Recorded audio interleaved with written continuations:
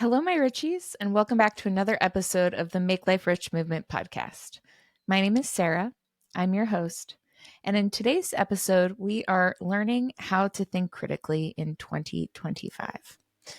This may seem like a redundant and ridiculous episode to focus on, but gosh, there have been so many changes, both sociologically, systematic, like there's just any way you slice it, there have been changes in the way in which we operate as people over the last 20 years, let alone the last 5. And I think it is thinking critically is something that has been absolutely thrown out of the window.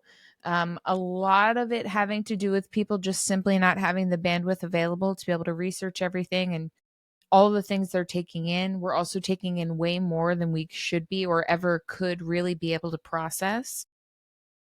There's just so much going on. But today we are going to journey into one of the most essential skills for our spiritual and personal growth that you can add to your toolkit, and that is critical thinking. In 2025, we are swimming in an abundance of information, opinions, and voices, all competing for our attention. But what if I told you that learning to think critically isn't just about being smart? It's about becoming more aligned with your authentic self, your deeper wisdom, and your alignment with God. Today, we're going to explore 5 transformative approaches to critical thinking that are going to honor both your intellect and your soul while growing through this process. I myself had to go through this process. I think I had a little bit of a leg up because my father raised me to be very anti everything. He also told me I should be behind the camera rather than in front of the television. And I think as a publicist, I had a very stark understanding of what reality truly was pretty early on in my adolescence, my early adulthood, because of what I was privy to working with media and news stations. And it was crazy, y'all. Okay. Like, very little of what you take in on the news has not been so carefully orchestrated that you better think of it like some kind of propaganda or a campaign to persuade you to think in one way or the other. And I'm not talking going to visit the new ice cream shop in town, okay? We all know what we're talking about here. So I just found myself getting really overwhelmed, especially 6 years ago, a time not too distant in our memories, and a lot of us still working through a lot of the psychological impacts of that time frame. But I was absolutely needing a space for reflection because all of the information that was coming at us just was so anxiety provoking, fear based. It was giving me panic attacks left and right. I felt no control over my own life. And I needed to kind of create spaces for reflection. And before I could think clearly, I had to create inner conditions for wisdom to kind of emerge from this time with myself. And critical thinking doesn't begin with analysis, but with stillness, processing, accepting, being present. So I started by establishing a daily contemplative practice. It started off with just listening to Deepak Chopra and Oprah's meditation app. There was like 12 minutes is all I could handle. Then it evolved into me being like, well, let me do my tarot cards for the day and see what my fortune is. Then it evolved into like, let me like do this 20-minute meditation that's all about like thinking about what I'm going to get from today. How much money am I going to make? Blah, blah, blah. And then it evolved now into, trying to connect with God, relinquish control over all things, and give myself that space not only to create spaciousness, right? Because we want to allow our mind to have a space where deeper insights can arise on their own, those aha moments where your intuition and your aha moment can kind of work together to channel what God is giving you and that message that you need to be able to move forward. So consider thinking about creating a thinking sanctuary for yourself. What does that look like? Where are you sitting? Maybe it's 10 to 15 minutes of prayer or meditation. Maybe it's journaling for you. Maybe it's a nature walk outside to see the sunrise if you're able to do that. Then I started to kind of practice the art of questioning and questioning from a perspective of like, what is the sacred purpose of everything? And instead of immediately accepting or rejecting ideas, I was trying to learn how to hold on to them gently and say, like, what is this teaching me about myself and my inner world? What is this teaching me about my inner reality? What parts of my unhealed self are coming forth from this? Why am I being triggered here? And it gave me the ability to kind of let my heart and spirit align with my body and my mind to create a path forward that was going to get me through periods of uncertainty that could come up in the mind. And absolutely, I had to learn to embrace humility and not knowing, you know, cultivating a beginner's mind, just being like a child and everything is brand new to you, is a really great way to move through uncertainty. We can never know the outcome, right? And, we can say things like, I don't know enough about it to rush to judgment quite yet. So I'm going to hold off and I'm going to give myself a moment to process what's going on here before I allow my emotions to react.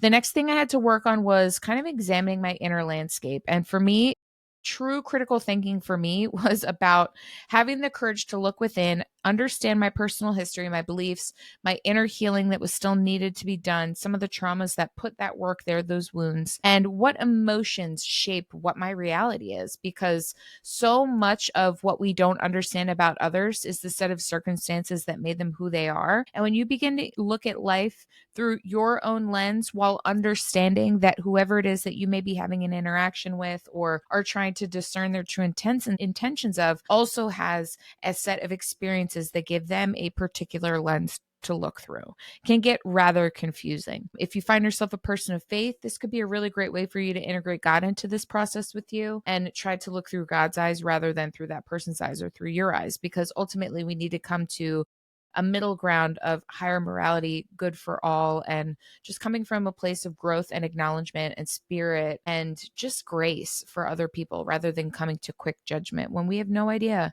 what has given them the set of circumstances that leads them to believe and feel the way that they do. So for me, I had to start practicing emotional archeology. And that was me like trying to stop myself before I even formed an opinion about some external event or dig in with emotional responses. I was asking myself, what experience in my life might be influencing how I see this? What fears or hopes are kind of coloring my perspective and making it difficult for me to truly see what's happening? Or am I responding from a wound or from wisdom?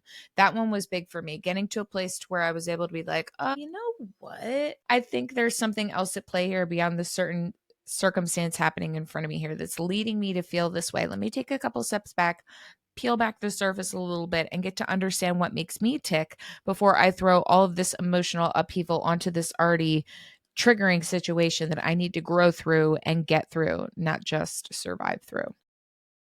I also needed to, through this emotional archaeology, take that information and identify what confirmation bias blind spots I may have in my purview of decision making, of emotional experience, and ultimately the way in which I move through life. And we all have topics where we are automatically seeking information that confirms what we already believe. That's just how our brains work. We want to be, yes, we're safe. Yes, we know what's the best answer and we're choosing the best answer. But for beginners, you want to start by identifying just one area where you might be doing this. Okay. Maybe it's politics, health choices, religious views, relationship patterns. Practice actively seeking out perspectives that challenge your existing views, not to change your mind necessarily, but to understand the full landscape of thought around particular important topics.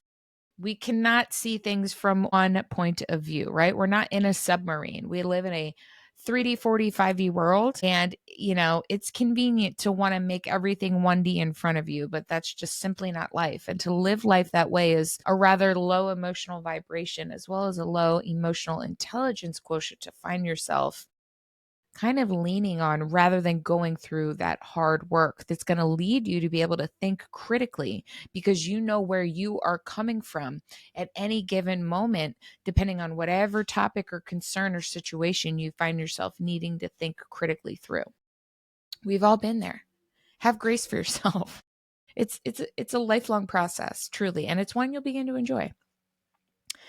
There also needs to come a moment where you explore your cultural and spiritual programming. And the beliefs that are handed down through our family, our community, faith traditions are going to shape how you process information, whether or not you think so. And this isn't about rejecting these influences, but it's about consciously choosing which ones, if any, still serve your growth and your ultimate evolution. I had to ask myself which inherited beliefs help me think more clearly and compassionately, which ones might be limiting my ability to see the truth. And in navigating through them, looking at them with a very, how do I say this? With grace and humility, taking a look at myself, not trying to be too embarrassed or ashamed of what and how I operated before. Look at this as a place that I can spring from with growth and intention and purpose and love, and know that I am growing in the way that God has made me to be. And it's a journey worth living every moment of, the ups, the downs, the cringe ones, as well as the ones we're proud of, and to do our very best. That is all we can do, my friends. That's literally it. But thinking critically allows you to get into the groove of living that type of life a lot more quickly, because you are severing yourself from the absolute circus that has become media, politics, and the overall Western way of living, which is, we're sick of it. There's another aspect here that I want to touch on briefly, and it's for you to develop the witness consciousness. You need to learn to observe your own thinking as it is happening and process without judgment. And you need to notice when you're being defensive, when you're rushing to conclusions, when you're trying to cut someone off because you think you have something better to say or something you'd like to add to it. This witnessing capacity you can cultivate through journaling, prayer, meditation, just taking time to think about those cringe moments where you weren't proud of your behavior. And it kind of allows you to catch your mind in the act of distorting reality and gently guide you back to better habits, better ways of thinking and operating that are going to move you forward rather than hold you back. Another thing that I needed to get a hold of was engaging with sources with spiritual discernment. We have so much information coming at us at an absolute rocket speed rate, and we have to really take into consideration that in this information saturated world, we have to choose what we consume mentally. And it is so important. It's almost as important as what we consume physically. And not all information nourishes the soul. And quite actually, especially if you find yourself on social media frequently throughout the day, it is absolutely not made for the betterment for you. It is made for your detriment. It is made for you to become addicted. They want you to be scrolling for hours. They make more money for the more ads you see natively throughout the app while scrolling. They want you there for hours and hours and hours, disconnected from reality, tapping into the falsehoods that they send you post after post, swipe after swipe. It is a dangerous place to be if you do not have intent guiding you throughout a purposeful interaction with these apps with a goal or a plan in mind for your usage for that moment or day or whatever you're doing with it. So I needed to start applying the fruits test to information. God taught us, Jesus taught us to know a tree by its fruits. Rather, you can look at the tree, you can see the fruit. There is no manipulation, there is no mask, there's no hiding, there's no manipulation. The fruit is simply the fruit in the tree. Therefore, if there's a fig on the tree, I know it's a fig tree. If there's an apple in the tree, I know it's an apple tree, unless it might be a crab apple tree. But I digress. So you have to ask yourself, does consuming this content make me more loving, more peaceful, and wise? Does it inspire me toward my highest self? Does it leave me feeling anxious, angry, or judgmental? Quality information should elevate your consciousness, not diminish it. Seeing something by looking it in the face and understanding what it is gives you the ability to then utilize your discernment and your critical thinking to take in the information being relayed to you, resonate in a time and a manner that it works for you, how it kind of aligned with what you're going for in your life. Did it make your soul feel good or bad? Did it make you feel happy and hopeful? Or did it make you feel scared and like chained down? Be mindful of these things. These are the absolute gifts your body is giving you in the way that you react to consuming this information. And ultimately, it will help you to think more critically along the way of being able to discern whether or not something is good or bad information you should be taking in as word. You then want to start seeking primary sources and lived experience. Whenever possible, go directly to the original source rather than relying on someone else's interpretation. If you're learning about a spiritual practice, read the foundational text. If you're trying to understand a social issue, listen to those directly affected. And if you can, try to go back 10 to 15 years in the information that you find before things got really wacky here on the internet and in the wide web of media. This practice is going to honor the dignity of authentic experiences and reduce the distortion that comes through multiple layers of interpretation and nowadays misinformation with the bias of propaganda. You also want to practice intellectual humility with experts. While experts and expertise matters, remember that even experts are human beings with that lens that we talked previously about, right? What experiences made them have that particular lens within which they interact with the world, and ultimately the critical thinking that they dole out as an expert. So you always want to ask yourself, what is this expert's track record? What might they not be seeing from their particular vantage point? This was a big one. And how does their advice align with my own inner knowing and spiritual guidance? Also, we want to create a diverse council of voices. And just as wisdom traditions speak of seeking counsel from elders, you want to create your own council of diverse perspectives that, again, knowing their full true experience and the lens within which they are looking at life through, you agree with it, you enjoy it, you vetted it, it's been tested, it feels right to your soul, it feels right to your body and your mind. Cool. Build them into your counsel and check in with them for things that, kind of leave you feeling just in disbelief about systems, life experiences, your reading, your listening, and gather a thought council of sorts to kind of discern what exactly it is you're taking in. This doesn't mean giving equal weight to all of their opinions by any means, but it is ensuring your worldview isn't built into an echo chamber, especially if you find yourself consuming a lot of your information, media, social topics, social upheavals online rather than in person. I also needed to start practicing compassionate dialogue, and that was with myself because critical thinking isn't just an individual practice, it's strengthened through authentic interactions with not only yourself, but with others and others that see the world differently.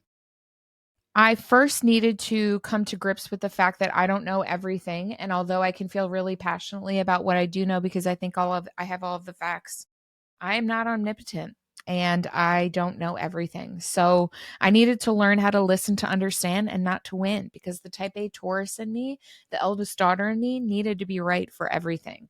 So much so that I was like in a debate class in a Catholic school as a identifying atheist that was on the regular debating all of my Republican classmates as the only Democrat. It was like a nightmare, madness. Looking back on it, it was part of the folly of like early youth and like early adulthood and thinking that I needed to have a crisis and a crusade and a cause at bay. And all I really needed to do was just grow and learn who I was, deal with my inner traumas and get to know myself so that I could really come from a place where I could honestly move through and have periods of critical thinking that allow me to keep growing, allow me to keep evolving, allows me to keep ascending towards a space that I feel I'd like to end up spiritually and the way that I have to live my life as a result.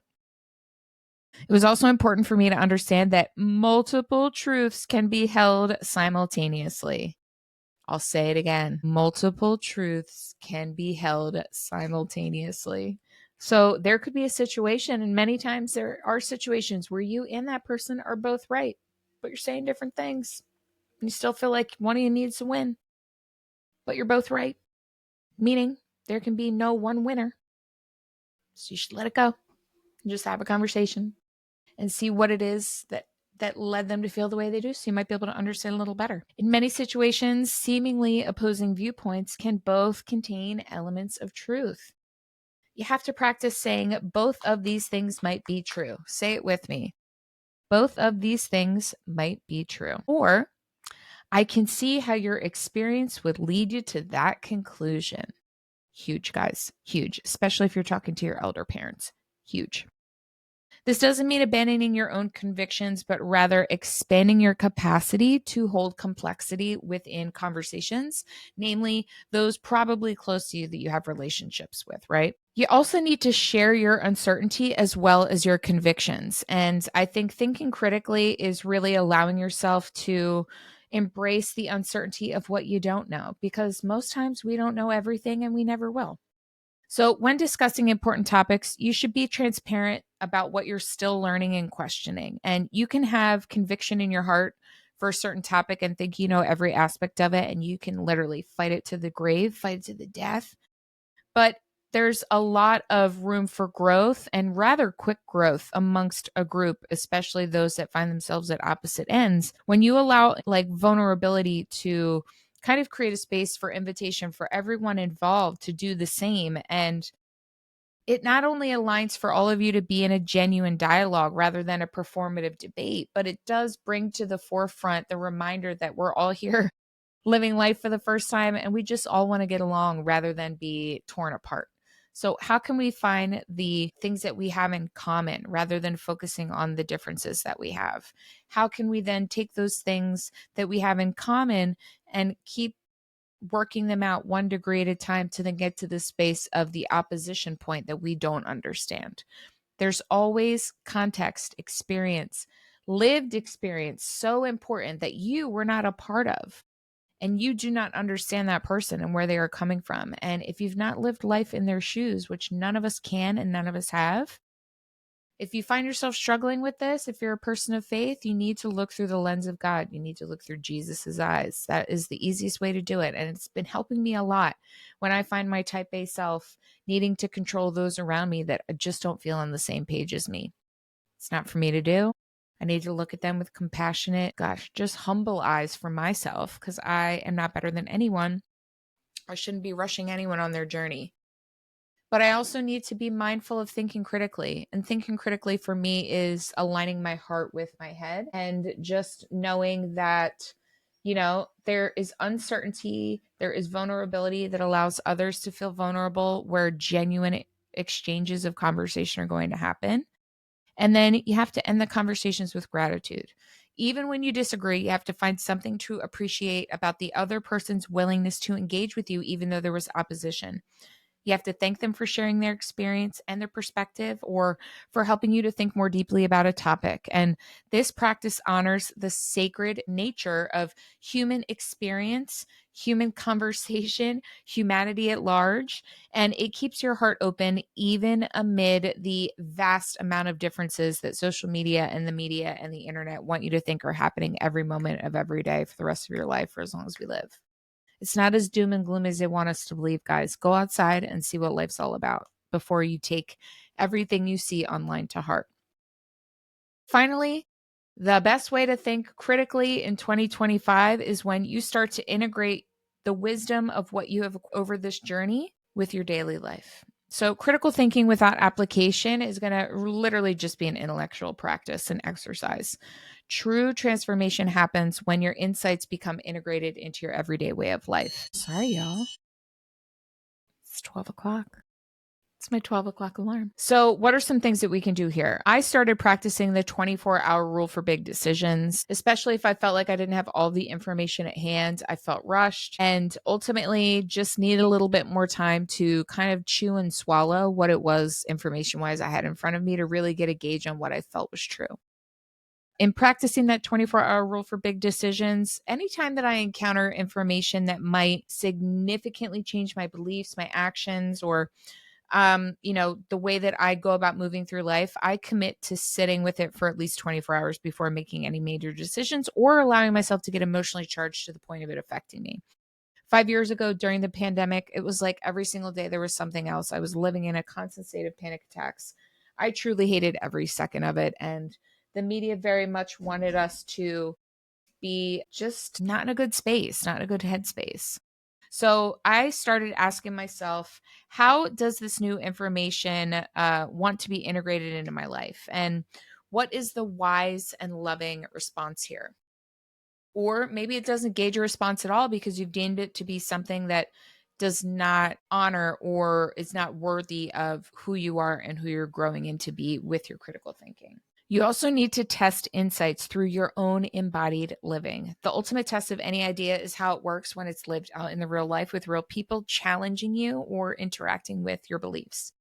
So you can try new approaches in small, safe ways before making big dramatic changes. Critical thinking is also so important, especially if you're taking on a new perspective and you want to have forgiveness for yourself for, first of all, maybe just shunning the opportunity for this to have been something you could have actually believed in, especially if you find yourself accepting truths that you previously thought were like absolute crap.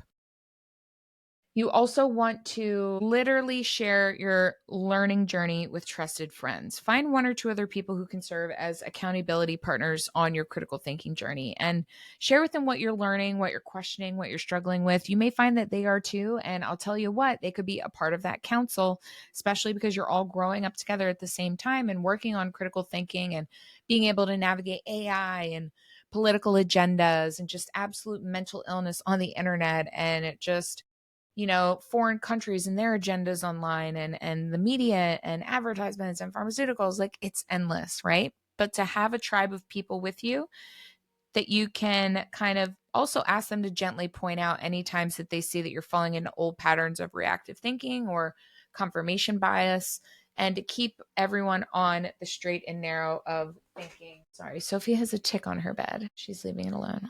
We're almost done. Finally, you need to take some regular spiritual inventory of your information diet. You need to be very critical of what you are taking in, and you need to periodically review what you are consuming mentally and emotionally. Is my current information diet supporting my spiritual growth and my ability to love everyone and evolve? What do I need to add, reduce, or eliminate to think more clearly and compassionately so that critical thinking becomes my norm? In conclusion, my Richies, learning to think critically in 2025 isn't just about navigating information overload. It starts that way, right? It's about becoming the kind of person who can hold complexity with grace and engage difference with love and discern truth with wisdom. Remember, this is a lifelong practice. In no way, shape, or form is it a destination. So you have to be patient with yourself as you develop these capacities and find grace for yourself in all the moments where you're like cringe, you're like, oh my gosh, I'm failing at this, or I am just arguing my face off when in reality, I should be trying to approach this in a different manner. And just trust that every moment of conscious reflection that you can find yourself in, and every conversation entered with genuine curiosity, and every choice to pause before reacting is contributing to your spiritual growth and the healing of our world. Critical thinking can very truly change not only America, but the rest of the world. And it is absolutely a trait that you can bring into your everyday reality and take back control of how you live your life. May your thinking be clear. May your heart remain open and your actions flow from the deepest wells of wisdom within you. And when in doubt, trust God.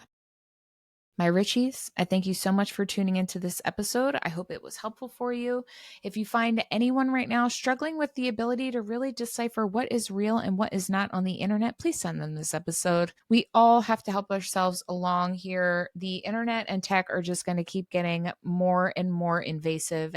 If we don't watch out, if we aren't careful, it could really change the way in which we operate even more than it already has as a society.